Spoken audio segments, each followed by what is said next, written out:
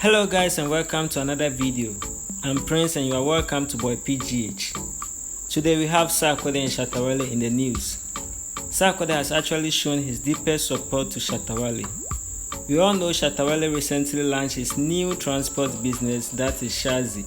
Shaxi is actually a transport business that works same as Uber and Bolt.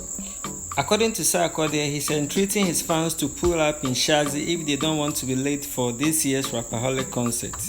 This is meant to be a great love for another brother.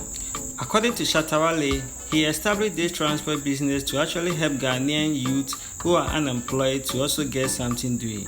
And this is a great news. These are few comments Ghanaians raised according to what Sarkodie tweeted. This is from philosopher KR. That's what we call support a Ghanaian man project. This is from Ray.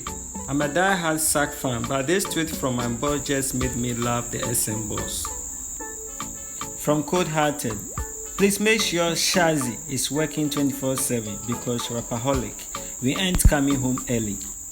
Alright guys, thanks for your time and please consider subscribing to the channel for more updates. Have a blessed day.